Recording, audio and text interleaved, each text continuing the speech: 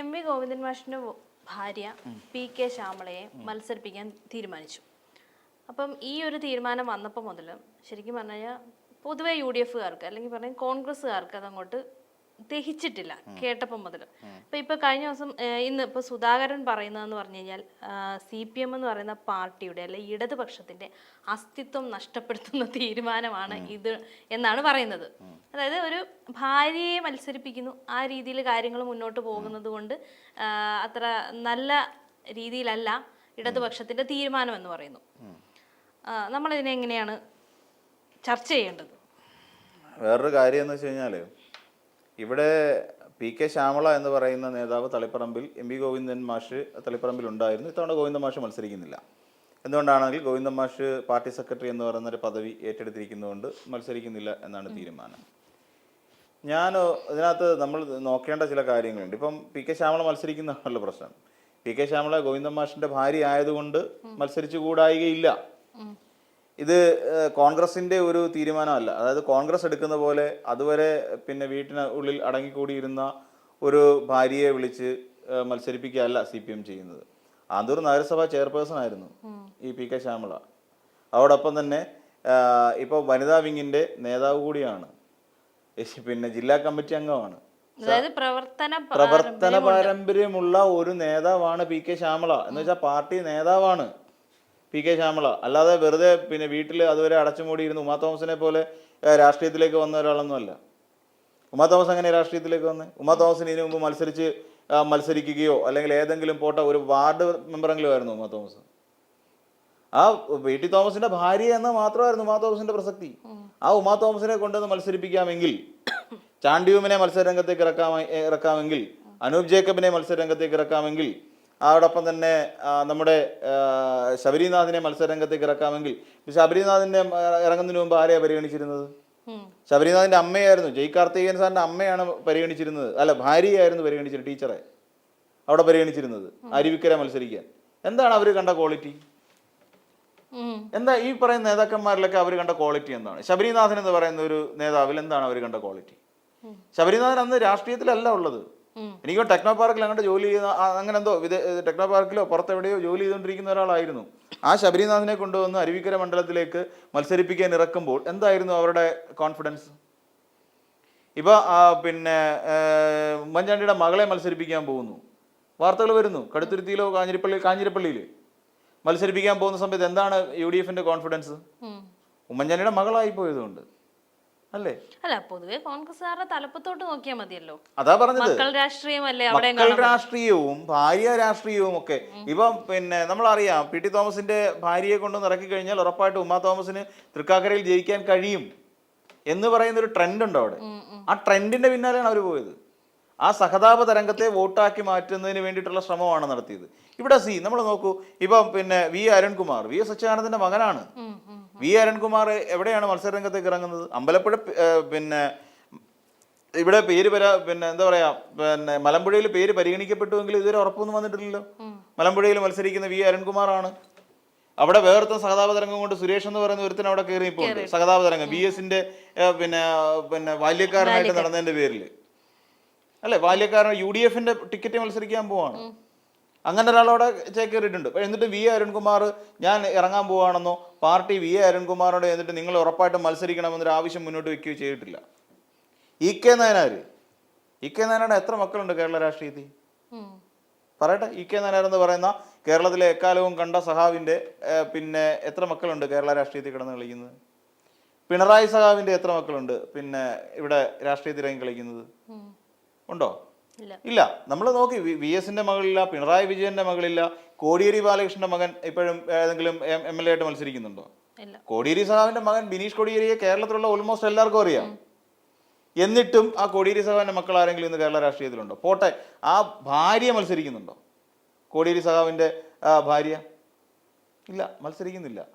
ഇവിടെ M.V. ഗോവിന്ദൻ എന്ന് പറയുന്ന ഒരാളുടെ ഭാര്യ മത്സരിച്ചപ്പോൾ അസ്തിത്വം നഷ്ടപ്പെട്ടത്രേ പാർട്ടിക്ക്. അപ്പുറത്തെ സൈഡ്. അപ്പൊ ഇവരെയൊക്കെ അപ്പൊ അങ്ങനെ പറ്റിയൊരു നേതാവ് ഇല്ലാഞ്ഞിട്ടാണോ ഈ പറയുന്ന പോലെ പിന്നെ അതായത് മരിക്കുന്ന നേതാക്കന്മാരുടെ ഭാര്യമാരെയും മക്കളെയും പെൺമക്കളെയും വീട്ടിൽ അച്ചൂമ്മന്റെ പേര് പരിഗണിക്കുന്നു, ഈ മറിയം ഉമ്മന്റെ പേര് പരിഗണിക്കുന്നു. ഇതൊക്കെ അപ്പോൾ എന്തുകൊണ്ടാണ് സംഭവിക്കുന്നത്? മറിയം ഉമ്മൻ എവിടെയാണ്? യൂത്ത് കോൺഗ്രസിന്റെ ഏതെങ്കിലും വനിതാ വിങ്ങിലോ അല്ലെങ്കിൽ പുതുപ്പള്ളി നഗരസഭയുടെ ഏതെങ്കിലും വകുപ്പിലുണ്ടായിരുന്നോ? ഇല്ല. പിന്നെ ഒരു രാഷ്ട്രീയ പശ്ചാത്തലവുമില്ല, ഒരു ജനപ്രതിനിധി ആയിട്ടില്ല. ഇതൊന്നും ആവാതിരിക്കുന്ന നേതാക്കളെ പിടിച്ച് മത്സരിപ്പിക്കുന്ന കോൺഗ്രസിലെ ഒരു മുതിർന്ന നേതാവാണ് പറയുന്നത് CPM-ന്റെ അസ്തിത്വം നഷ്ടപ്പെട്ടിരിക്കുന്നു. ഇപ്പോഴും PK ശശിയുടെ പിന്നാലെ പോവുകയാണ്. വിമതനായി നിന്ന് പാർട്ടി പുറത്താക്കി PK ശശിയുടെ പിന്നാലെയാണ്.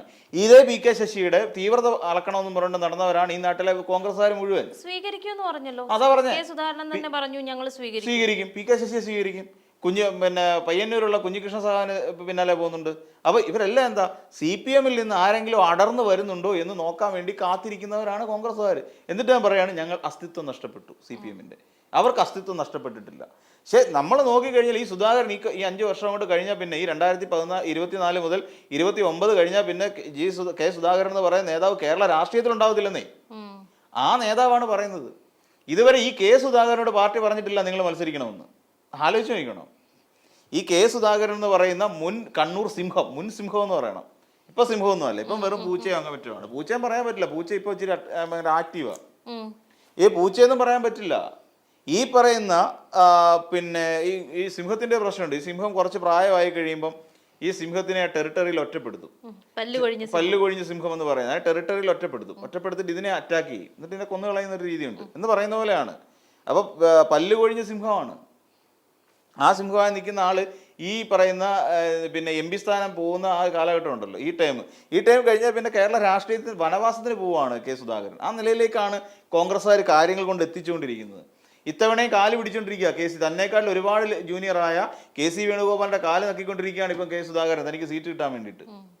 രാഹുൽ ഗാന്ധിയുടെ പിന്നെ മട്ടുപ്പാവിലേക്ക് എല്ലാ ദിവസവും വിളിച്ചോണ്ടിരിക്കുക, തനിക്ക് സീറ്റ് വേണം. ഇതുവരെ പാർട്ടി തീരുമാനിച്ചില്ല കെ സുധാകരന് സീറ്റ് കൊടുക്കണോ വേണ്ട എന്നുള്ള കാര്യം, എവിടെ കൊടുക്കണോ എന്നുള്ള കാര്യത്തിന് തീരുമാനമായിട്ടില്ല. അപ്പൊ എന്നിട്ടും ഈ കെ സുധാകരൻ പറയാണ് CPM-ന്റെ അസ്തിത്വം നഷ്ടപ്പെട്ടു. ഇതാണ് നമുക്ക് മനസ്സിലാക്കാൻ പറ്റാത്ത കാര്യം. ഏത് പാർട്ടിയുടെ അസ്തിത്വമാണ് നഷ്ടപ്പെട്ടുകൊണ്ടിരിക്കുന്നത്?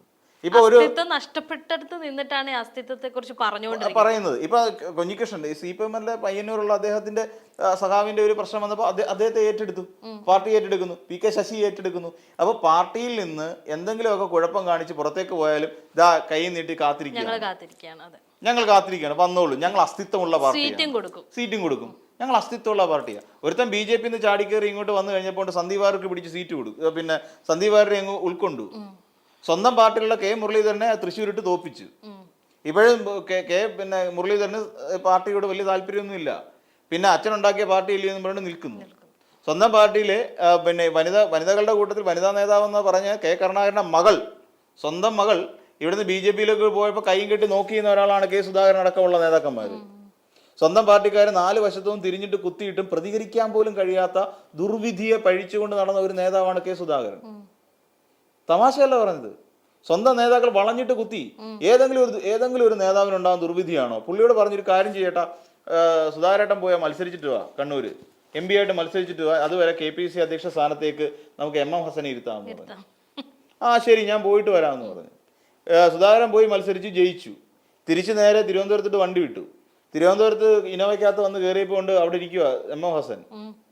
അപ്പൊ ഹസനോടൊക്കെ പറഞ്ഞു, പിന്നെ മറ്റേ ഇതിനകത്ത് നമ്മൾ കാണില്ലേ ആ മൈക്ക്, ഞാനല്ലേ പറയണ്ടേ, നമ്മളല്ലേ പറയണ്ടേ എന്ന് പറഞ്ഞിട്ട് അവിടെ മൈക്ക് തള്ളിയ സംഭവം ഉണ്ടല്ലോ എന്ന് പറയുന്ന പോലെ വന്നിട്ട് ഇയാളെന്താ വിട്ടിരിക്കുന്നതെന്ന് ചോദിച്ചു. ഞാൻ പ്രസിഡന്റ് ഞാനല്ലേ, ഇയാളെ മാറ് എന്ന് പറഞ്ഞു. ഞാൻ സൗകര്യമില്ലെന്ന് പറഞ്ഞു. സുധാകരനോട് പറഞ്ഞു സൗകര്യമില്ലെന്ന് പറഞ്ഞു. ഞാൻ മാറത്തില്ല, ഞാനിവിടെ പിന്നെ അധ്യക്ഷനാ. വിട്ട് സുധാകരന്റെ പണിയായി, വിഷമായി പോയി സുധാകരന്. പിന്നെ പണ്ടുള്ളവർ എന്തൊരു പഴഞ്ചൊല്ല് പറയും, അത് ഞാൻ ഇവിടെ പറയുന്നില്ല, അൺപാർലമെന്ററി ആയി പോകും. അപ്പോൾ അങ്ങനെ പിന്നെ ഗതികെട്ട് സുധാകരൻ വിട്ട്, എന്നിട്ട് ഏറ്റവും അവസാനം KC വിളിച്ച് കരച്ചിലും പിടിച്ചില്ലായിരുന്നു. ഞാൻ അവിടെ വന്നപ്പോൾ എൻ്റെ കസേരയിൽ കയറിയിരിക്കുന്ന MM ഹസൻ. പിന്നെ സുധാകരനാകുമ്പോൾ കുറച്ച് മറ്റേ ഇല്ലേ ആലപ്പുഴ വെച്ച് വിളിച്ച കുറച്ച് തെറിയുണ്ടല്ലോ, VD സൈസിനെ വിളിച്ച തെറിയൊക്കെ ഉണ്ടല്ലോ, അതൊക്കെ ചേർത്തിട്ടായിരിക്കും സുധാകരൻ KCയോട് പറഞ്ഞിട്ടുണ്ടാകും. ആ ഡാഷൊക്കെ അവിടെ കയറിയിരിക്കുക, എനിക്ക് അവിടെ സ്ഥലം തരുന്നില്ല എന്ന് പറഞ്ഞിട്ട് അവസാനം KC ഇടപെട്ടുണ്ട്, മാറ്റി. ഹസനോട് പറഞ്ഞ് തൽക്കാലം മാറിയിരിക്കും, വേറൊരു പണി ഒപ്പിച്ചു തരാമെന്ന്. അങ്ങനെ സുധാകരനെ പിടിച്ച് അവിടെ ഇരുത്തി. 1 മാസം തികയുന്നതിന് മുമ്പ് കൂട്ടത്തിലുള്ളവർ പറഞ്ഞൊക്കെ തലയ്ക്ക് അസുഖമാണ്, പറയുന്ന കാര്യങ്ങൾ എന്താണെന്ന് ഒരു ബോധമില്ല കെ സുധാകരനെന്ന്. അങ്ങനെ പറഞ്ഞിട്ട് ദീപാദാസ് മുൻഷി റിപ്പോർട്ട് കൊടുത്തു മേളിൽ AICC പറഞ്ഞൊരു കാര്യം, ഇങ്ങനെ വെളിവില്ലാത്ത കാര്യം പറയുന്ന ഒരാളെ നമുക്ക് വേണ്ട, തൽക്കാലം നമ്മൾ പുറത്തോട്ട് നിൽക്കെന്ന് പറഞ്ഞു. അങ്ങനെ കാലാവധി പൂർത്തിയാക്കുന്നതിന് മുമ്പ് ഈ സുധാകരൻ എന്ന് പറയുന്ന ആളിനെ പിടിച്ച് പടിക്ക് പുറത്തിരുത്തിയ പാർട്ടിയാണ് കോൺഗ്രസ് പാർട്ടി. അപ്പം സുധാകരൻ തന്നെ അസ്തിത്വമില്ല. സുധാകരൻ എന്ന് പറയുന്ന കോൺഗ്രസ് നേതാവിന്റെ അസ്തിത്വം നഷ്ടപ്പെട്ടു. മുതിർന്ന കോൺഗ്രസ് നേതാവാണ്. അങ്ങനെ പടിക്ക് പുറത്താക്കി. ആ സുധാകരനാണ് ഇപ്പൊ പറയുന്നത് CPM അസ്തിത്വമില്ല. ഈ പറയുന്ന സുധാകരനെ ഉൾക്കൊള്ളാൻ BJP-ക്കാർ തയ്യാറാവാത്തതുകൊണ്ടാണ്. ഇതിനെ കിട്ടിയിട്ട് BJP-ക്ക് പ്രത്യേകിച്ച് ഗുണമൊന്നുമില്ല. അതുകൊണ്ടാണ് ഇപ്പോഴും BJP-ക്കാർ സുധാകരനെ കൊണ്ടുപോകാത്തത്. അല്ലെങ്കിൽ ഒരു 4 ചർച്ച വെച്ച് കഴിയുമ്പോൾ സുധാകരൻ പൊടിയും തട്ടി നേരെ BJP-യിലോട്ട് ചാടും. ഇനിയിപ്പം കൊണ്ടുവന്നിട്ടും കാര്യമില്ല, 19 വയസ്സാകാൻ പോകുന്നു. അപ്പൊ ഈ ഇവിടെ സുധാകരനെ കൊണ്ടുവന്നിരുത്തിട്ട് എന്ത് ചെയ്യാനാ? സീറ്റ് കൊടുത്തില്ലെങ്കിൽ തെറി വിളിക്കും, വേണമെന്നുണ്ടെങ്കിൽ അടുത്ത തൃണമൂൽ കോൺഗ്രസിലിട്ട് PV അൻവറിന്റെ കൂടെ പോവുകയും ചെയ്യും. അപ്പം ഇത് ഇങ്ങനെയുള്ള അസ്തിത്വമില്ലായ്മ എന്ന് പറയുന്ന ഒരു കാര്യം കോൺഗ്രസിന് ജന്മനാ തന്നെ കിട്ടിയ ചില ഗുണങ്ങളാണ്. അസ്തിത്വമില്ലായ്മ അതിന്റെ രാഹുൽ ഗാന്ധിയെ കണ്ടു തന്നെയല്ലേ പഠിക്കുന്നത് അസ്തിത്വമില്ലായ്മ എന്ന് പറയുന്ന സാധനം. മുസ്ലിം ലീഗിന്റെ വോട്ട് വേണം, പക്ഷെ മുസ്ലിം ലീഗിന്റെ കൊടി പാടില്ല. ഇതൊരു അസ്തിത്വമില്ലായ്മയുടെ പ്രശ്നമാണ്. എന്നിട്ടും ഇവിടെ രാഷ്ട്രീയ പ്രവർത്തനം കൊണ്ടും ആന്തൂർ നഗരസഭ ചെയർപേഴ്സണായിട്ടിരുന്ന ഒരു വ്യക്തി പിന്നെ പാർട്ടി സെക്രട്ടറിയുടെ ഭാര്യ ആയതുകൊണ്ട് ഒരാൾക്ക് മത്സരരംഗത്തേക്ക് ഇറങ്ങിക്കൂടെ? എന്താ തെറ്റ്? അവർ സ്ത്രീ ആയി പോയത് കൊണ്ടാണോ? ഞാൻ ഇതിനു മുമ്പും ചോദിച്ചിട്ടുണ്ട്. ഇതുപോലെ നേർക്കുനേരം ഇപ്പൊ എനിക്ക് തോന്നുന്നു PP ദിവ്യ എന്ന് പറയുന്ന നേതാവുണ്ടല്ലോ, കരുത്തയായ ഒരു നേതാവാണെന്നേ. അവര് പിന്നെ ബാക്കി നവീൻ ബാബുവിന്റെ മരണമൊക്കെ ഉള്ള കാര്യങ്ങൾ പൊക്കോട്ടെ. നവീൻ ബാബു എന്ന് പറയുന്ന ഒരാൾക്ക് PP ദിവ്യ എന്ന് പറയുന്ന ഒരാളുടെ വാക്കാണ് ബുദ്ധിമുട്ടുണ്ടാക്കിയത്.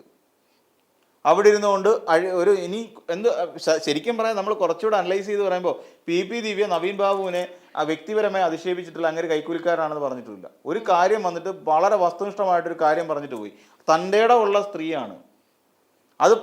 അത് പേടിച്ചിട്ടാണ് നവീൻ ബാബു പോയി സൂയിസൈഡ് ചെയ്തത്. എന്നിട്ട് അവരെ പിന്നെ എത്ര കാലം വേട്ടയാടി സൈബർ. KJ ഷൈൻ നമുക്കറിയാം. KJ ഷൈൻ ടീച്ചറിനെ കഴിഞ്ഞ തവണ മത്സരിച്ചാണ് എറണാകുളത്ത് നിന്ന്. ആ KJ ഷൈൻ ടീച്ചറിനെ എന്തൊക്കെ പറഞ്ഞു അവരെത്തി ഇവിടെ വൈപ്പിൻ ഉണ്ണികൃഷ്ണനുമായിട്ട് ചേർത്തിട്ട്. ഇവിടെ ഒരു മാധ്യമപ്രവർത്തകന് അവർക്ക് ഷൈൻ ടീച്ചർക്കെതിരെ എന്തെല്ലാം ആരോപണം ഉന്നയിച്ചു. അപ്പം നമ്മൾ ആലോചിച്ച് നോക്കുക, ഇവിടെ സ്ത്രീകളായിട്ട് ഇപ്പം നമ്മൾ LDF എണ്ണുമ്പോൾ നിരവധി സ്ത്രീകളുണ്ട്. ഈ സ്ത്രീകൾക്ക് എന്താ അടുക്കളയിൽ തന്നെ ഇരുന്നാൽ മതിയോ? ഇവർക്ക് എന്താ അധികാരത്തിന്റെ അല്ലാന്നുണ്ടെങ്കിൽ MLA ആയിട്ട് മത്സരിക്കും? പിന്നെ നമ്മുടെ ബിന്ദു ടീച്ചർ നമ്മൾ നോക്കി, ബിന്ദു ടീച്ചർ നമ്മൾ നോക്കിയാൽ മതി. അവരെയൊക്കെ ശൈലജ ടീച്ചറുണ്ട്, ശ്രീമതി ടീച്ചറുണ്ട്, ഷൈൻ ടീച്ചറുണ്ട്, ഇപ്പൊ PK ശ്യാമളയുണ്ട്. ഇവരൊക്കെ എന്ന് പറഞ്ഞാൽ പിന്നെ ഈ പറയുന്ന പോലെ ഭർത്താവ് ഭരിച്ചതിന്റെ അല്ലെങ്കിൽ ഭർത്താവിന്റെ മാതത്തഴമ്പ് നോക്കി വന്നവരല്ല ഇവരാരും. ഇവരെല്ലാം സ്വന്തമായി അസ്തിത്വം ഉണ്ടാക്കി സ്വന്തമായി രാഷ്ട്രീയ പ്രവർത്തനം നടത്തി തങ്ങൾ നിൽക്കുന്ന മേഖലകളിൽ വിജയം കണ്ട നേതാക്കന്മാർ തന്നെയാണ്. ആന്തൂർ നഗരസഭയുടെ ചെയർപേഴ്സൺ ആവണമെങ്കിൽ തെരഞ്ഞെടുപ്പിൽ നിൽക്കണമല്ലോ. ആ തെരഞ്ഞെടുപ്പിൽ നിന്നാൽ പോരാ, തെരഞ്ഞെടുപ്പിൽ വിജയിക്കണമല്ലോ. അപ്പോൾ ജനപ്രതിനിധി ആയിട്ട് അതിൽ വിജയിച്ച് ചെയർപേഴ്സൺ ആയ ഒരാളാണ്. അപ്പോൾ അവർക്ക് രാഷ്ട്രീയ പാരമ്പര്യമുണ്ട്. അപ്പോൾ അസ്തിത്വമുള്ള പാർട്ടി തന്നെയാണ് CPM എന്ന് വീണ്ടും തെളിയിക്കപ്പെട്ടിരിക്കുന്നു. അസ്തിത്വമില്ലാത്ത പാർട്ടിയാണ് കോൺഗ്രസ്. അതായത് എന്തുകൊണ്ട് അസ്തിത്വമില്ലായ്മ ഞാൻ പറഞ്ഞില്ലേ, PK ശശിയെ സ്വീകരിക്കാൻ നിൽക്കുന്നു. അവിടെ നിന്ന് വന്ന പിന്നെ BJP ചാടിക്കേറി വന്ന ഇയാളെ സ്വീകരിക്കാൻ നിൽക്കുന്നു, നമ്മുടെ സന്ദീപ് വാര്യരെ. ഇവിടെ ഇങ്ങോട്ട് നോക്കിക്കഴിഞ്ഞാൽ അടുത്ത വേറൊരുത്തിന് ഇപ്പം കുഞ്ഞികൃഷ്ണ സഹാവിനെ സ്വീകരിക്കാനായിട്ട് നിൽക്കുന്നു. ഇവർക്കൊക്കെ പ്രായം കുറെ കടന്നുപോയില്ലേ? ഇവർക്കൊക്കെ കോൺഗ്രസ്സുകാർ കൊണ്ടുപോയിട്ട് എന്ത് ചെയ്യാനാ? സന്ദീപ് വാര്യരുടെ കാര്യം പോട്ടെ, ബാക്കി രണ്ടുപേരെ കൊണ്ടുപോയിട്ട് എന്ത് ചെയ്യാനാ? അല്ലെ ഇത്. അപ്പൊ ഇങ്ങനെ തുടങ്ങിയ അസ്തിത്വമില്ലായ്മ ആര് വന്നാലും ഞങ്ങൾ സ്വീകരിച്ചോളാം വിസ്മയം ഉണ്ടാക്കുകയാണ്. ഐഷ പോറ്റി 20 വർഷക്കാലം CPM-ന്റെ എല്ലാ സുഖത്തിലും നിന്നിട്ട് അധികാര ശ്രേണിയിൽ നിന്നിട്ട് ഏറ്റവും ഒടുവിൽ CPM-നെ തള്ളി പറഞ്ഞ് കോൺഗ്രസിൽ അംഗത്വം എടുത്തു കഴിഞ്ഞപ്പോൾ ഇതാ കൊട്ടാരക്കര സീറ്റ് കൊടുത്തു. അല്ലേ? ഇതാണോ പാർട്ടിയുടെ അസ്തിത്വം? കോൺഗ്രസ് പാർട്ടിയുടെ അസ്തിത്വം എന്ന് പറയുന്നത് ഇതാണോ? അല്ലെ? എന്ത് ഈസിയായിട്ടാ സീറ്റ് കൊടുത്തത്? അവിടെ ബാലഗോപാലിനെതിരെ മത്സരം കാഴ്ചവെച്ചിട്ടുണ്ടായിരുന്ന രശ്മി എന്ന് പറയുന്ന പെണ്ണ് എന്ത് ചെയ്തു? നേരെ ചാടി BJP-യിലേക്ക് പോയി. ഇതാണ് കോൺഗ്രസിന്റെ അസ്തിത്വം. മനസ്സിലായില്ലേ? അപ്പൊ ഈ അസ്തിത്വം വെച്ചുകൊണ്ടാണ് ഈ K സുധാകരൻ എന്ന് പറയുന്ന പല്ല് കൊഴിഞ്ഞു പോയ സിംഹത്തെ, ആ സിംഹം പിന്നെ CPM-നെ അസ്തിത്വം പഠിപ്പിക്കാൻ വന്നിരിക്കുന്നത്. അപ്പൊ ഇത്രയൊക്കെ ഉള്ളു കോൺഗ്രസിന്റെ കാര്യം. അപ്പൊ സുധാകരൻ പറഞ്ഞത് പ്രായത്തിന്റെ എന്തോ പിന്നെ ഇതാണ് പ്രശ്നമാണ് കാര്യം. അത് അവർ സർട്ടിഫൈ ചെയ്തതാ. അവരുടെ AICC തന്നെ സർട്ടിഫൈ ചെയ്ത പ്രായത്തിന്റെ പ്രശ്നങ്ങൾ സുധാകരൻ ഉണ്ട് എന്നുള്ള കാര്യം AICC തന്നെ സർട്ടിഫൈ ചെയ്തുകൊണ്ടാണല്ലോ പുള്ളിക്ക് ഈ KPC അധ്യക്ഷ സ്ഥാനം നഷ്ടപ്പെട്ടത്. അപ്പൊ അങ്ങനെ നമ്മൾ കരുതിയാൽ മതി അതിനെ.